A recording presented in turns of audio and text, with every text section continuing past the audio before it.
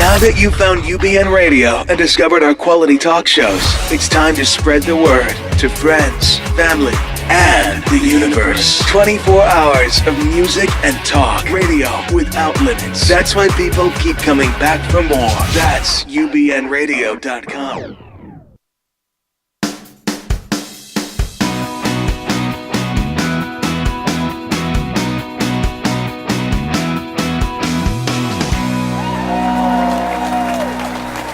Welcome to Distill It with Richard Listens Show, the show that takes a 360-degree view of life and sports.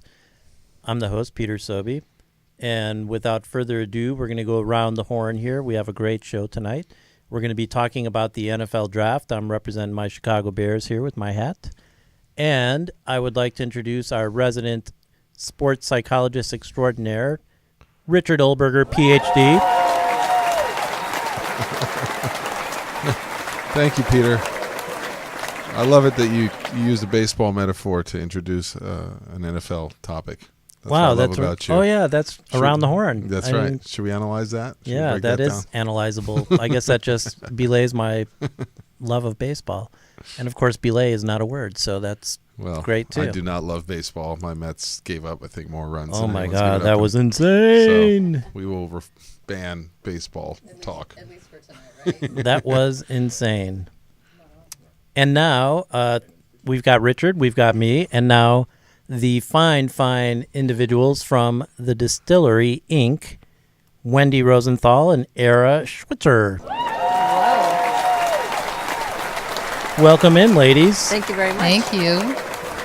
So we have a great show. We're talking about the NFL Draft. We'll do a lot more talking ourselves.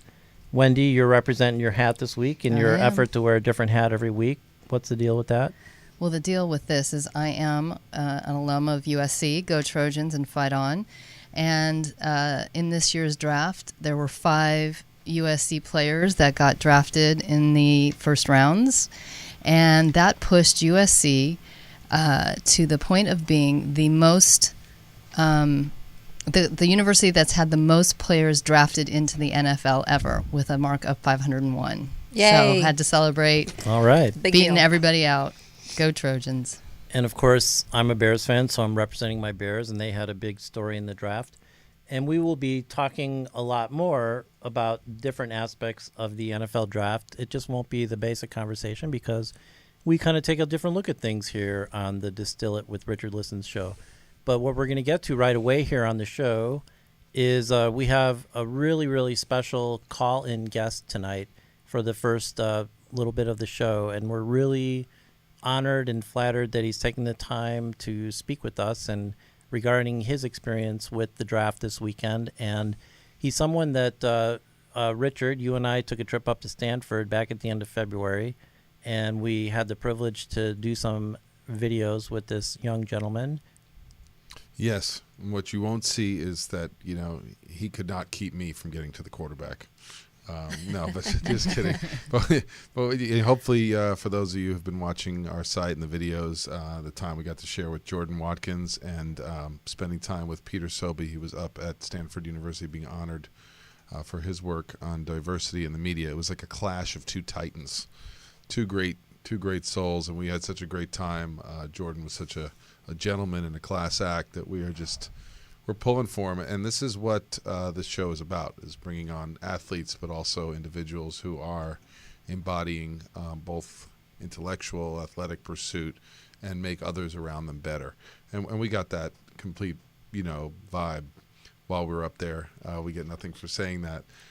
So we're really, really pulling for Jordan and excited that he could join us. Yes, he's an extraordinary individual, and I think if you haven't seen our video interviews with it yet at facebook.com/Richard Listens, definitely look them up. He's a great, great guy, but we're going to get to talk to him on the phone.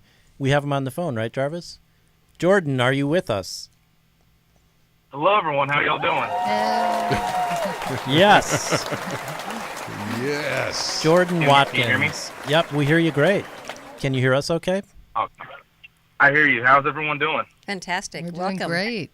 We are doing great. Thank you so much for joining us here, Jordan. I know it's a insane time for you and everything and lots of layers and stuff. And before we get into it, I just want our audience to know, like, you really came on strong at Stanford at the end. There was a couple of games we can point out is you had the Kansas State game with 3 tackles and 2 sacks, one of them for a safety. You came on strong with you were Pac-12 All-Academic Honorable Mention. And like Dr. Richard was saying, that you're such a smart individual. You've got the academics, you've got the athletics. So congratulations on those things, Jordan.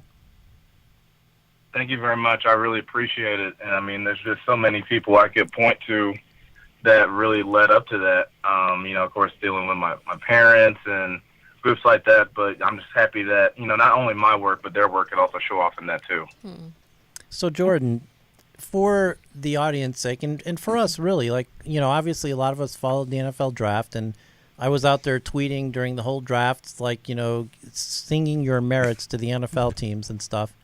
But can you kind of walk us through the weekend for yourself? Would you mind doing that? Sure. So first and foremost, when Thursday came, I was pretty much like everyone else. I was a big fan, mostly for my teammates, Solomon Thomas and Christian McCaffrey, making sure, just hoping and cheering that they could go as high as possible. Of course, Solly went 3rd and Christian went 8th.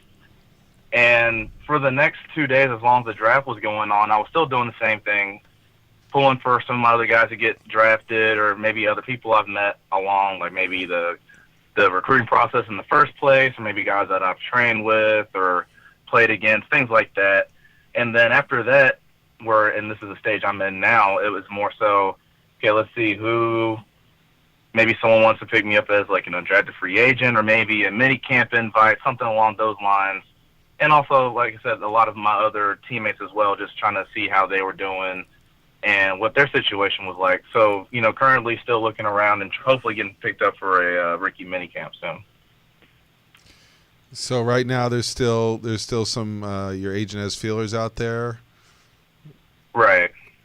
Yeah. Right. So I mean, walk us through the process. I mean, is like some people, the undrafted process extends for quite a period of time. Is this where you continue your training and keep putting feelers out there and see who's a good fit for you and you for them? How do you kind of shift from the draft and the spectacle into this next stage?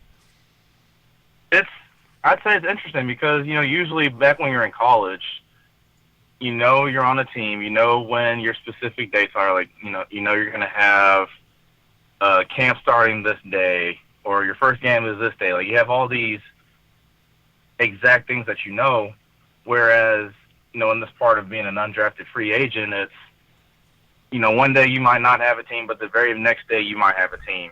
I know that rookie mini camps, there's some this weekend and next weekend, and for all I know, I could have a team tonight, maybe tomorrow, and all the way up to Thursday. I just don't know. It's just a thing of being ready, something that you just don't know when's going to happen, which is something that's different.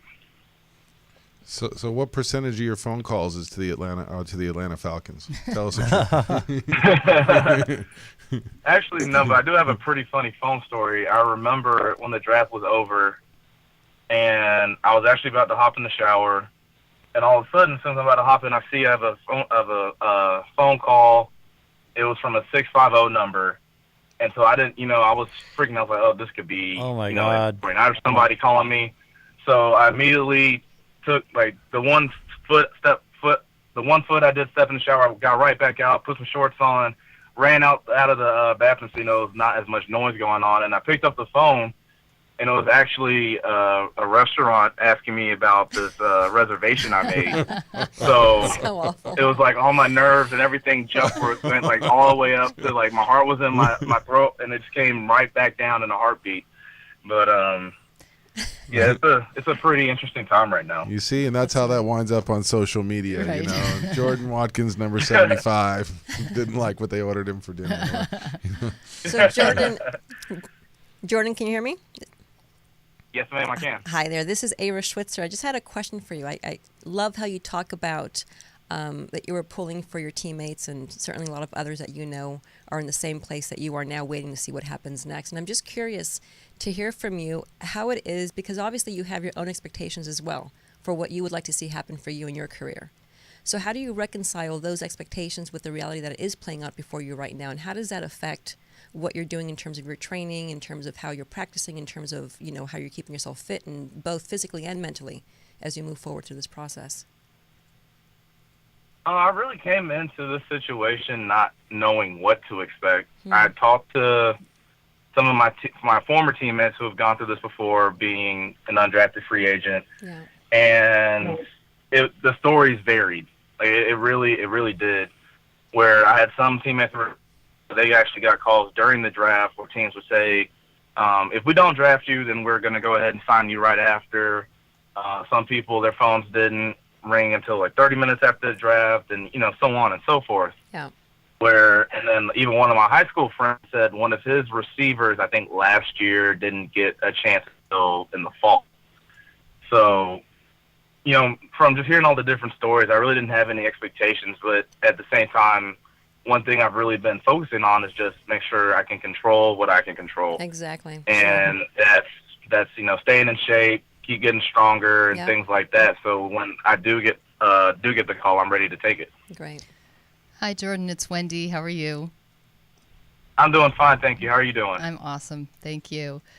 You know, one of the things that struck me is the whole kind of being ranked and scored, and, you know, just about, you know, like, not many people in their life go through that, right? Like, as a person who has been in a career for many years, even when you're going for interviews, okay, so if you don't get it, it's not like they come back out and say you were like, you know, the 40th pick of, you know, of 30 or something like that. You don't get that kind of feedback and that kind of assessment. And I really was wondering, how does that affect you? Like, how do you know, it's one thing, okay, drafted, not drafted, there could be a million reasons why, but at some point somebody's like taking all of your stats, and when you're going to the camps and they're ranking you, how do you handle that kind of assessment, I guess, is the best way to say it. I would say that, and if this doesn't make sense, you can please let me know. But I would say it goes back again to just controlling what I can control. So let's say if when I am in a mini camp, and like you said, you know, they're evaluating everything, and it's, oh, he was better than this guy, or not as good as this guy. You know, if I'm in the process of doing something and I'm worrying about that, and not necessarily worrying about the certain play or rep that I'm doing, then I'm not going to do that rep to the best of my ability, because my whole mental aspect is not focused on it. Right. And so it's just, you know, whatever my task at hand is the thing I have to focus on. And another thing I wanted to ask, at the distillery, Aaron and I work with athletes about how they transition from their life in sports to their life after sports. And for some people, that's after a long career in whatever their professional sport is. For others, it could be at the end of their college career, sometimes at the end of their high school career. And you sound like a really kind of well-balanced person who's taking into account, you know, lots of things. So it's kind of two questions. One is, has that been a part of your process? I mean, I know you're at Stanford, it's an amazing school, but, you know, when you're playing football for a team like Stanford that is, you know, a high-level college team, do you have time to think about what happens if, or do you even want to let that come into your thinking? That's the first part of the question. Sure. So actually, I think one thing that Stanford really does a good job of with our football office is that they actually set up a lot of events, whether it's in season or out of season, where we get to mingle with former student football players that are, like you said, doing things outside of sports now, where, you know, we can kind of just talk to them about their experiences, maybe, you know, make future business connections and things like that. So even without, I would say, purposely thinking about it, the Stanford as a program has done a good job of just kind of putting that on our minds. Nice. From an early stage. But is it something that you have that you think about only after not a decision, but life has dealt you whatever is dealt you, whether you go into the pros or not, or is it something that you kind of think about along the way? Do you have any headspace for it? I think you definitely have headspace for it, and I'll say that because everything that you pretty much do outside of, well, even including football here, but everything you do, whether it's being like in the classroom or things like that, are kind of leading you towards what you would do without sports. Like I remember when Mr. Peter, Mr. Richard came up, I was talking about how I'd love to be a broadcaster, and that's something that even on the off seasons when I was playing here at Stanford, I would call baseball games for the radio, different things like that. So I'd say I was definitely thinking about it. That's great. Thank you. Amazing. No problem. So, Jordan, I know you only have a couple more minutes with us. One thing that we like to do with our guests on the show a lot is our audience looks for inspiration and motivation. And I mean, honestly, you're one of the most inspirational and motivational student athletes I've definitely ever met, especially just your intelligence level, the way you speak, the way you handle yourself. You were raised right. You call Richard and I Mr. Richard, Mr. Peter. You're very polite. What inspiration and advice can you give to young athletes, that are coming up even before high school and then through high school and entering college, who have aspirations like yourself to be a professional football player? Oh, man. First off, thank you very much for the compliments. And if I don't call you as misters, and my mom happens to be listening, I might get in trouble, so I better just go ahead and keep doing that. But I would just say never think that you know it all at any level, because there's always something you can learn from somebody that might have a different approach to things that you do, someone that's had more experience doing something. And it seems like just the people that I've either been around or that I watch from the NFL, the people that I've seen that have been the best or played a long time are the ones that are students of the game. Like I mentioned before, Solomon Thomas and Christian McCaffrey for us this year, those guys never afraid to ask questions to people, never afraid to seek help on things. And I know we have some UCLA, USC people in here. You guys know how good they are. So yeah, just never think that you know it all. I think that's amazing advice for anybody, Yeah, absolutely. in or out of sports. Yeah. So thank you for sharing that. Yeah, I have a fun question for you, because I know, we're complimenting you on your personality and your smarts, but I know you're an athlete.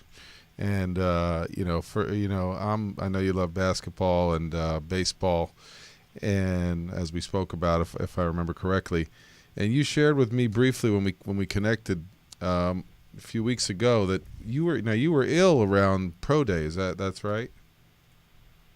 I suffered a pec injury about 2 or 3 weeks before pro day. Yeah, and you still managed to go out, and I believe you told me you surpassed even your greatest records, personal bests in several different areas. So I just, thought I'd tap into that. What was that like for you, and how has that shaped how you train going forward as an athlete, that while you were in this whole process and stress, that you were able to hit some personal bests, and whatever you'd like to share with us about that? Sure. Well, first and foremost, it reminded me that I'm very hard-headed. And that I don't really like taking no's for answers when it's something that I know I can do or should be doing.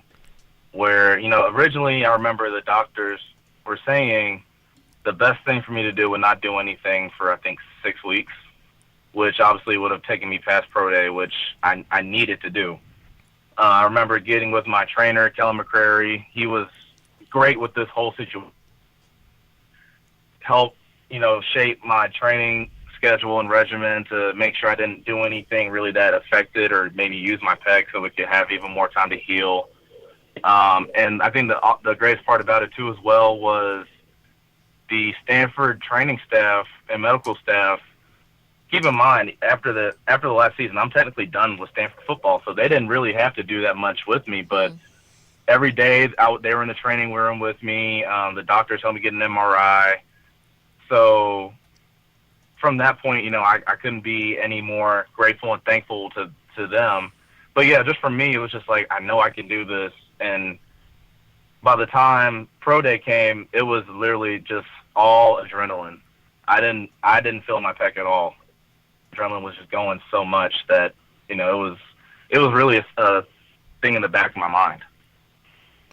Yeah. So what was that like to see those personal bests, and who'd you share it with? Who was your first phone call? Well, the make the personal best, they felt amazing because pretty much from January up till pro day, which was in late March, that's all I was training for, and doing the classes as well. And yeah, I didn't have to call many people. My parents were already there. My girlfriend was out there too. My trainer Kellen was there. He might have been the most excited person out there. And a lot of my friends were actually tuning in too from the webcast and things like that. But I would probably say, I guess my grandma was probably the first person I called. That's awesome. That's Always sweet. the grandma. That is sweet. So, Jordan, And rightfully we so. really, really appreciate you taking all this time today to share with us. And, if I could speak to the NFL teams out there, I'm telling you, this is not only an incredible athlete, he's going to be a great addition to your locker room, to your team. This guy's a motivator. He's smart. He's athletic. And kind of just like he's speaking to the fact of like, here he is on pro day, not feeling his best. He's got issues with his pec, and he still tops his personal best for everything. And I believe that's going to translate to the professional level. It's like for whatever standards are set for the professional level, Jordan's going to come in there and surpass that. So 32 NFL teams, all of you, give this guy a call. I want That's his right. phone to go off the hook. And he can double as a play-by-play commentator in his Exactly. days off. So that's the thing. That's the thing too. If you go to our YouTube page, you'll see our interviews with Jordan. And so I keep telling him after his 12-year Pro Bowl Hall of Fame career, he's basically going to be the next Michael Strahan. He's going to be an amazing announcer and move on to talk shows and everything like that because you majored in media. And that's your goal after your professional career, right, Jordan? Yes, sir. That's correct. And you're going to be amazing. I mean, listen to the way you talk. So you've got a great career coming up. NFL, you start lighting up Jordan's phone. He's amazing, and he's going to make an amazing addition to your team. Jordan, thank you again so much for taking time with us tonight. Thanks, Thanks, Jordan. No problem at all. Thank y'all for having me. Thank you, Definitely. Jordan.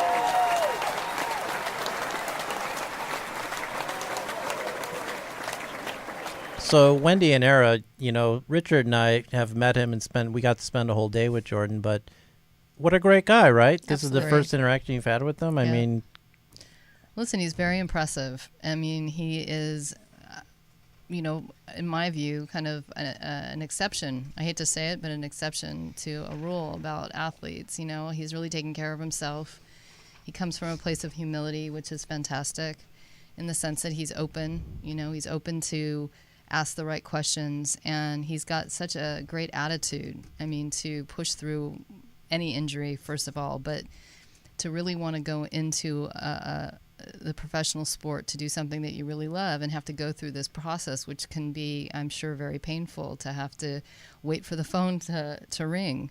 Yeah. We've all kind of been through that, I'm sure, one way or another in our lives. We've all had a job that we've wanted, or, the high school play that we wanted to be the star in, or whatever it is.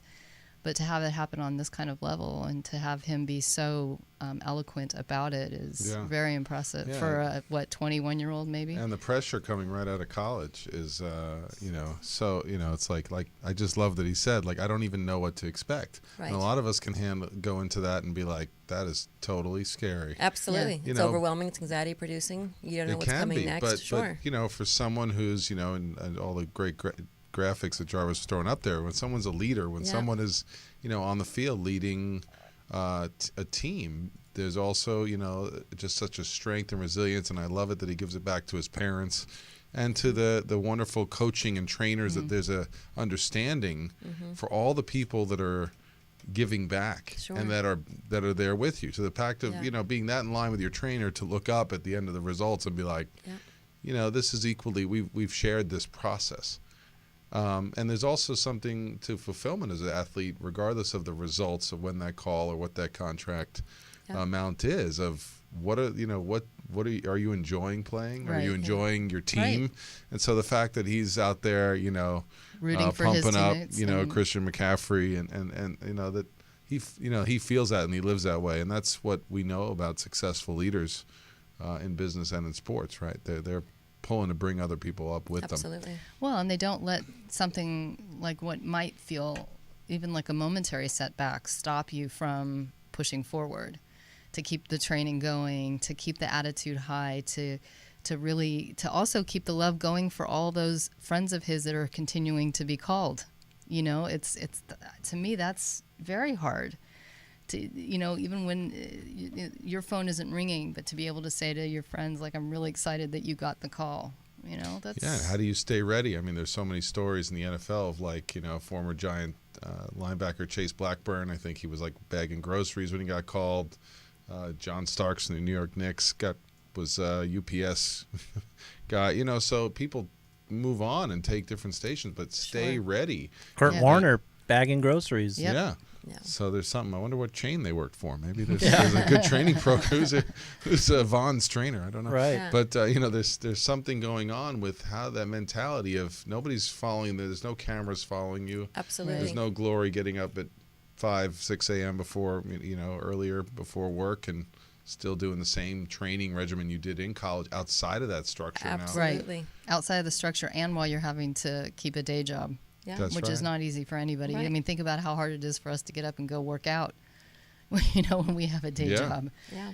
And for athletes like that to really maintain the level of certainty that they're gonna someday it's gonna pay off And one to way or hold all of another. that in balance, Yeah. which is so hard to do. I mean, I think this is a guy he's clearly able to simultaneously hold in tension a number of different things, both the ability to be able to stay focused on his training, to be able to stay on top of his diet and nutrition, to be able to take in some very real factors that, like he says, he has no control over what the draft process looks like. And there's a whole science behind the drafting process that really athletes aren't in control of. So beyond having to worry about diet and nutrition and his physical fitness, he has to be mindful of the fact that they're looking at factors that just really aren't up to him to control.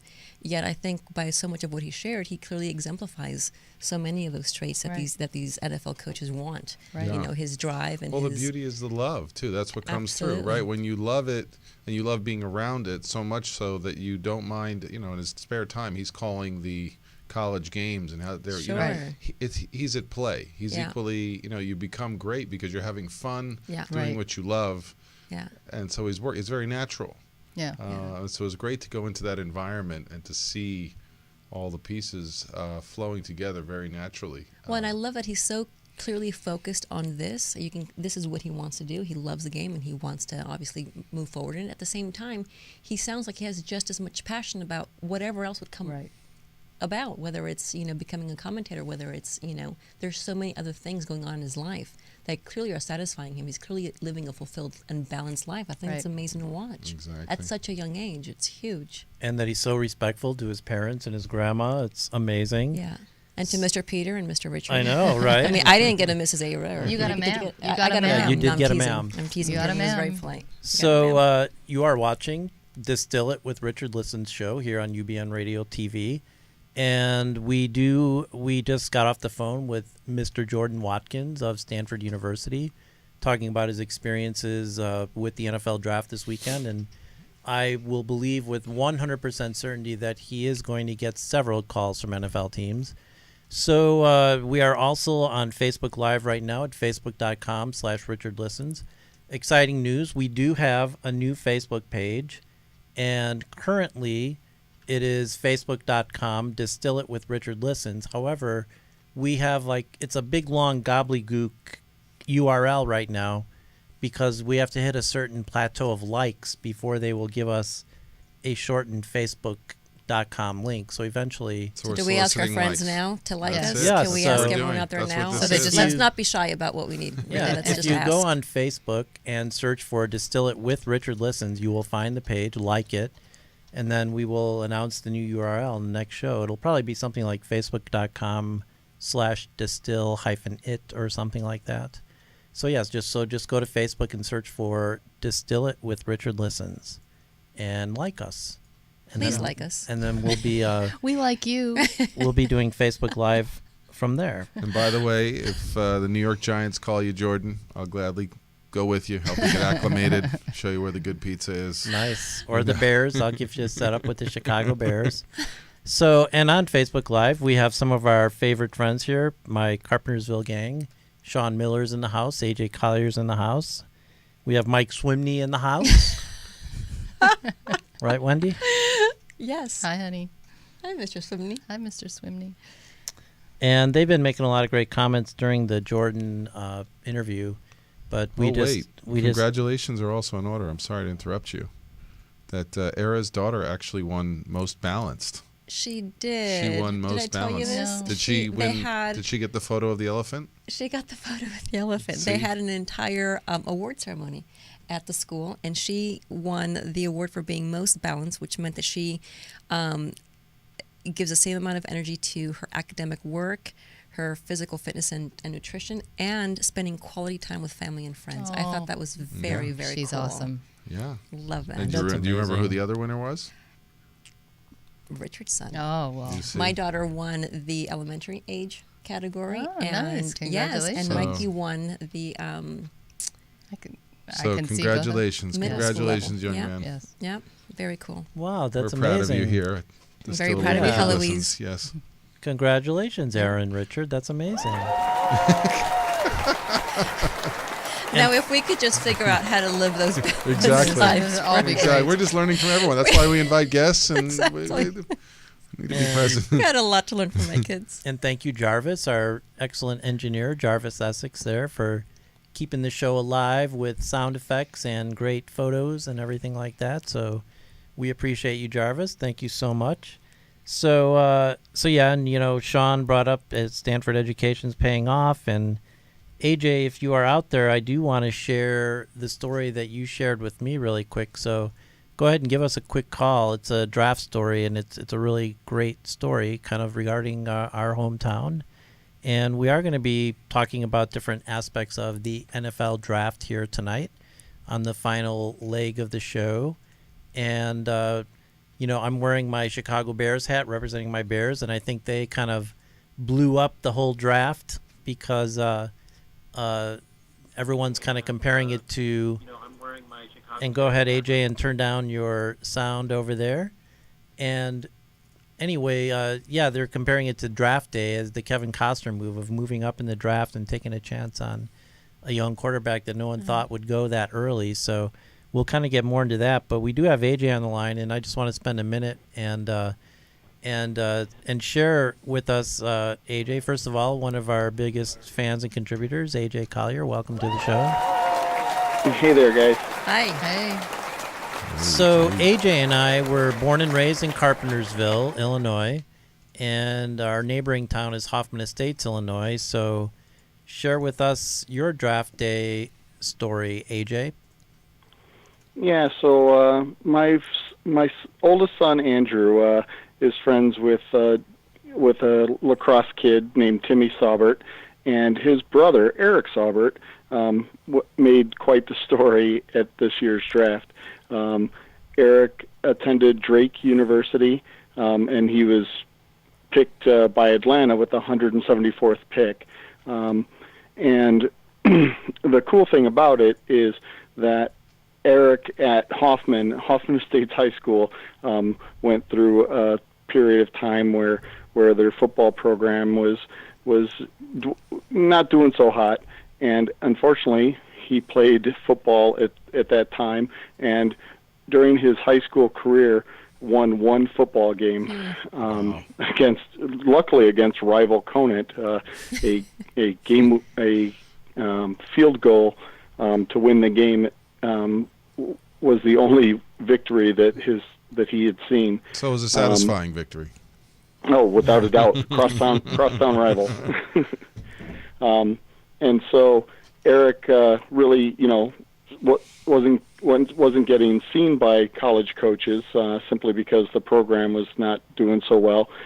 So the head coach reached out to the coaching staff at Drake and talked to them, and they still didn't offer a scholarship, but Eric was planning on attending Drake and walked up to their football team, redshirted first year, still played all 4 years, and was never offered the scholarship. So to go on and live his dream and be drafted was, I guess the perseverance that it took to go through a high school career that really wasn't satisfying, but still put in the hard work to excel to the next level, and then to get to play at Drake, small school, not a whole lot of opportunities to be seen in that same regard, and obviously put in the work to get drafted. So it was just a really cool story. So I did reach out to Peter during the week about that. So Yeah, I mean, it's amazing to come from Drake, Drake doesn't get any professional athletes drafted, really. When did they say last time? It was like in basketball, like 19 years ago or something? Yeah, 34 years ago was the last NFL player to be drafted. Although they have had guys, that were undrafted free agents. Billy Cliff, journeyman kicker. He's played for 5 or 6, or probably even more than that now, 7 or 8 NFL teams. Drake, but it's still Drake just such an well. amazing story, such an inspirational story. It really is. To come from a high school with no notoriety and then a college with, virtually not a lot of professional notoriety, and to be drafted 5th. I mean, that's nothing That's to huge. sneeze at. Yeah. Listen, Absolutely. the numbers I'm looking at right now that Forbes is projecting for the first round, Yeah. if he went 5th, he's probably looking at about $15, $18 million over his rookie contract. Wow. Well, So he was nice for drafted him. in the 5th round, not 5th overall. sorry, I thought you it was said the fifth. Oh, no, 5th round. 174th, But still. 174th pick. Right. Okay, sorry. So still, It's okay. it's still the minimum salaries for players in that round is about $465,000 for the first year. So it's Not not bad. so bad. He can probably pay off of his college Right. his college loans. With his Good first- for him. But that's great to hear, like a Hoffman Estates success story, because that's where we're from. So, AJ, thanks for calling in and sharing that story. That's really great. Yeah, No problem. You guys take care. Thanks, Thank you. All right. AJ. Have a great night, Yeah, AJ. what a beautiful point about hanging your head in there, staying focused on what to plan a team that doesn't have a lot of success, and how discouraging that can be, and to keep putting your best foot forward and competing and leading. It's something that it's so true in business that a lot of people also forget that, when you're looking for that raise or you're looking for that promotion, a lot of times we're busy thinking about those things instead of just kind of putting your head down and doing the work. Yeah. And so often, and I've learned it personally in my own career, if you get on with it, it's somehow that shines, Yeah. and here's a great example of somebody who just kind of got on with it and didn't let those things get him down and didn't make it a big deal. Yeah. And look, now he's Totally. And I think it's a good reminder, I think, certainly for parents who, are working so hard and push so much to make sure their kids get to the very best schools that are going to put them on the very best path to get to that pro career, whatever it might be. I think this is, you don't have to follow that cookie cutter recipe. You might, Right. If you're Yeah. going to get there, you're going to get there. You got to put in the work. And maybe it's the coach at that school, like we Sure. learned from our last guest, Ryan Baer, right? Yeah. If you get the right coach at the right Yep. school Sure. and the right opportunity, the right fit, and they're teaching you values Yeah.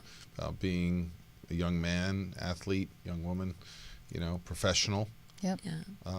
then we don't know how it's going to translate. yeah, exactly. And I like the skill we're learning about from number 75 today, which is stay ready. You may not know, expectations may have to be tempered. There may have to be just working hard into the unknown, Yep. Sure. staying with the process. Yep. Amazing. And our follower here, Sean Miller, he actually lives in Ohio and he works in Ashland, and Ashland College is right there, and my Bears selected the tight end Adam Shaheen, tight end from Ashland College. So not an intimate story like AJ's, but all right, Sean Miller, you Love work it. in the college town and now we have a Chicago Bear. Yep. I love it. And speaking of the Chicago Bears and their draft, we won't get a lot into it because everyone talks about it, and we like to kind of, we got the 360-degree view. We don't talk about the obvious all the time. But what are your guys' thoughts about how the Bears shook up the draft? They basically were the number 3 pick. They traded with the San Francisco 49ers, who had the number 2 pick. They went up one spot to draft a quarterback that most people thought would go late in the first round, if that. And no one expected the 49ers to pick this quarterback. And the Bears gave up their 3rd round pick, 4th round pick in this year's draft, and their 3rd round pick in next year's draft to move up one spot with a team that probably wasn't going to take that quarterback. What do you think? Well, I'd like to say there's something clearly that they know we Exactly, we that don't we know. don't So know. whatever it is, Whatever more shook power them to up. them. Yeah. Fear is a major factor, and the Bears had a tough year, and they've decided they want to move on from Cutler and need a change, and they're restless to represent their fans. And the Niners have let go of Kaepernick, and I'm sure that they were afraid that they could be vulnerable. And this gentleman is a risk, I believe, but supposedly, he's got a lot of strength. And Can you imagine, though, the pressure that puts on this poor kid? Yeah. Like, Right. honest to goodness, that's depending on his character. yeah. Yeah, totally. And the one thing, though, is like that people are saying is the Bears really don't have the wide receiver core, so they're not even, and the offensive line is a little questionable, so they're not even like really drafting him and putting him in a place to succeed. So Sure. it's gonna be interesting. None of us have the luxury of knowing what goes on in those war rooms and what the thinking is and what the big picture that any of the GMs or the coaches have for their teams, and that's what makes it so much fun to watch, because you're not privy to it. So it's a bunch of guesses and then shocks or not when things happen. And I was just really struck by, the show that is the NFL draft now. We were talking about it a little bit before, and my goodness, it's red carpet and analytics like you can't believe. Yeah. I'm impressed by the sportscasters who have to know just about everybody who might go, not just who will go. The length of angles that they've come up with, from social media to the fantasy football. How does this affect a fantasy football league, this particular draft pick? Because the amount of people watching that are now involved Exactly. and thinking that way about who they have starting, and they're ready to Exactly. get in their fantasy football drafts. Exactly. The 100,000 people standing outside and, outside the venue waiting to hear what the next pick was going to be, even through the 2nd, 3rd, 4th round. Yeah. Right. It's a big quite production. amazing. It's a big production, and it's big Yeah. business. So another moment in the draft that really stood out to me that I want to address with you, Dr. Richard, sports psychologist, is with the 26th pick of the NFL draft, the Atlanta Falcons selected Takaris McKinley. And he is a very emotional young man, grew up without a father figure, but, with a mother and a grandmother. And he basically went off on an a feel-good, but really emotional rant when Deion Sanders was interviewing him. Yeah. And what's your take on that and how Deion handled the situation? I want to get to that, but I just want to, your boys are going off here about this Bears selection. So I think I think they should What are be they saying acknowledged. there? I mean, this is pretty. The bottom line. I was in New York. I'm a New York Giant fan, and when the Giants culture took Eli Manning, whatever, we're about a decade ago, and we were a losing team, and he came in midway through the season when we had no chance of making the playoffs, and what it does to a city, the hope. Yeah. Every pass he completed, everything that started to go in its momentum way of winning culture back. And Chicago's even older. I mean, they're from the beginning, right? Yeah, They're- yeah. So it feels like the city needs this new hope. And A.J. Collier pointed out that he's a game planning, he's a game planning freak. He's someone who is made of the legends of Brady, Manning, and Luck, that kind of planning. So let's hope this is, I just wanted to point that out for you. So Yeah, that's great. All the pundits are like, why? Yeah. Why did they risk so much? Maybe they did know something about the quality of this Absolutely. individual. But again, yeah. you don't know what it is that they feel they need. Maybe that is exactly what they feel they need. A hope, somebody who's young and who is clever and really has delivered in college. And can So- lead and prepare for NFL Exactly. defenses, exactly, and handle what's coming at them. But to answer Peter's question real quick. Yes, that clip, if you haven't seen it, is really moving about. Is it Takaris McKinley? Yeah, I mean, look at that right there. You know, the photo of his grandma. I mean, to be carrying that around. I mean, how emotional those days must be. How tense, like we talked about, the feeling of being judged, everything, all the adversity. I mean, for his grandma to be the main figure in his life. I mean, there's probably some backstory there that we need to figure out. But he kind of, and for him to get selected in the first round, you could see there's a release of just. He's almost like not in his body. There's so much anger, pain, happiness, all mixed up. Yeah, you know, it's unique there from a somatic experience perspective that there's Deion Sanders, kind of the male amazing. Perspective, just kind of tapping him, getting him back into Yeah. his body for a minute.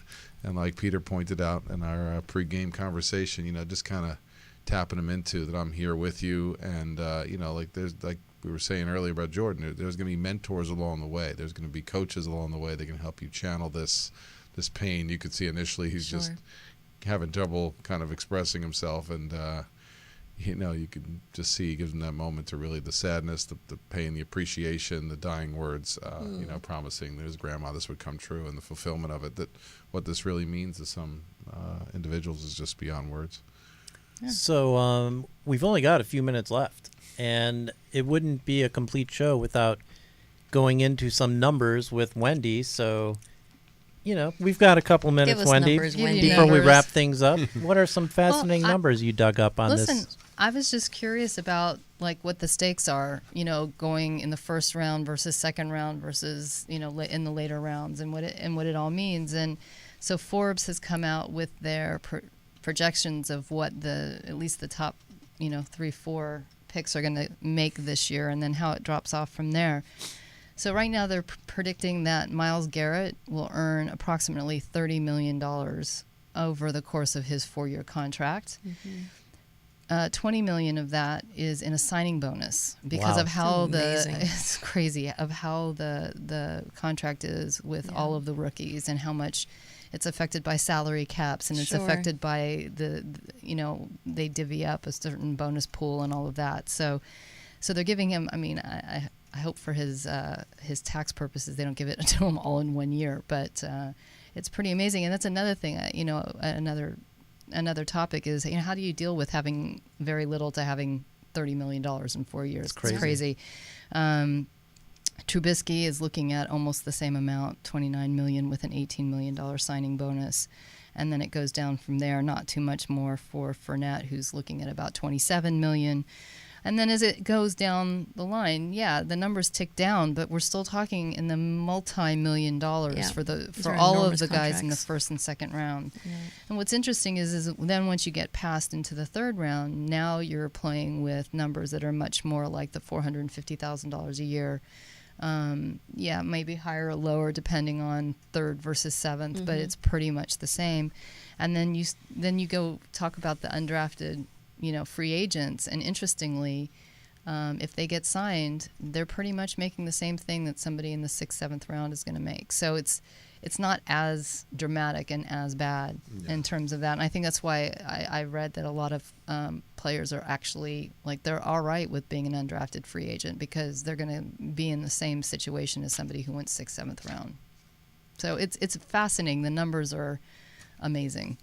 Yeah, and they get to go interview for the best fit, you know. Yeah. Think about what city they want to be in. Exactly. Think about, They you can be know, more proactive. How excited the coach is about them, and Exactly. who's the incumbent person in their position, and Exactly. stuff like that. Yeah, it gives you a little bit more freedom, interestingly. Sure.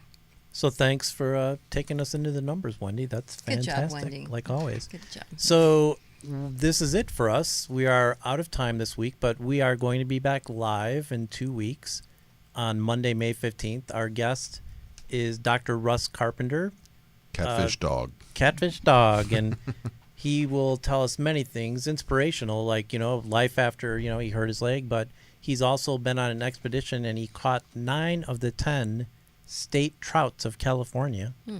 And he makes his own fly fishing lures, but a whole different aspect of sports we haven't encountered, so it's going to be very exciting. And Nice. I'm excited to do the research on fly fishing yes, myself. and I'll have numbers. Just you and wait. and just so you know, we will not have a show on Memorial Day Monday, but we will be doubling down on June 5th and June 12th.